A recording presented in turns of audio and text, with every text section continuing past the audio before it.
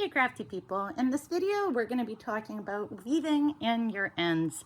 I've got a swatch of trebles right here that I'm going to use to illustrate what I mean. And you need a tapestry needle. You can also try it with a hook, and I'll show you later how you can do it with a hook.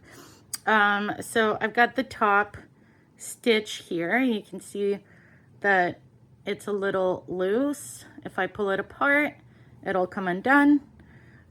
So what I'm gonna do is thread the yarn through the needle, and I like to make a little loop like this, make it small and tight, and then you can easily push that through, and then you just grab it and pull it through. So it's easier than trying to insert this part of your yarn. It'll just fray and go everywhere.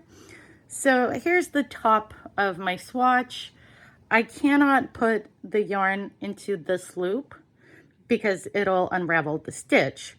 So I'm gonna put it into this loop here that's just underneath that final loop. Make sure that loop is straight. There you go.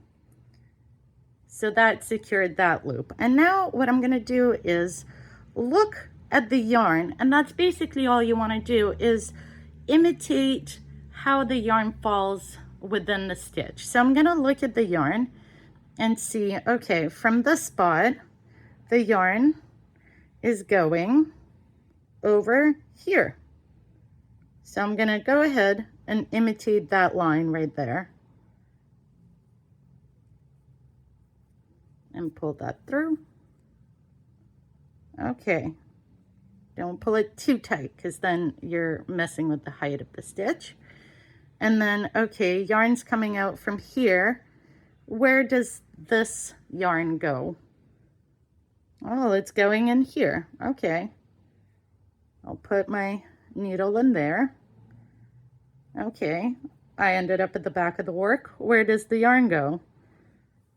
It can go, you can do the chain, or what I like to do is once you get to the bottom of a line of stitches, you can just weave those stitches or weave that yarn through the stitches like that, through the bottoms. There you go. Pull it, move it around so that it is not pulling on anything, and then you can block it and then cut the loose thread. If you're not gonna block anything, you can just cut the loose thread. And we've got the bottom stitch here as well. I don't need to worry about securing the stitch. It's not gonna come undone, but I can look at, okay, where does the yarn go? It goes here. It's a bit of a shorter thing. So what I'm gonna do is I'm gonna insert my needle into the spot where the yarn goes, where I intend to put it, and then get that yarn through. And sometimes, you know, give it a wiggle. Get that yarn through. And here I would do the exact same thing, either follow a stitch to imitate its pattern, or go through the bottom. Whoops, well, that got undone.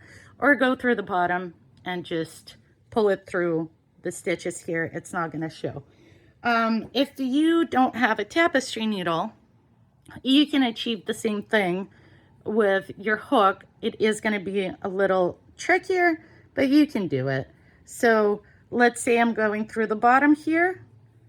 I'll put my hook into the next stitch, yarn over, and pull that through, and I would just do that throughout, as well as, okay, I want to put the yarn here, well, I'm gonna stick the hook here, you know, if I'm gonna imitate the stitches.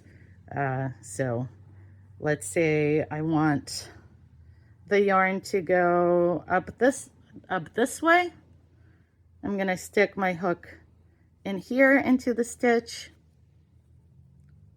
grab that yarn. Sorry, it's a bit awkward when filming. Grab that yarn, pull it through, and then you can't see it. And you can do that everywhere. Just imitate the stitch with your hook or pull it through these things. I do recommend a tapestry needle, however, because it will make things easier. So that's it. That's how you weave in your ends.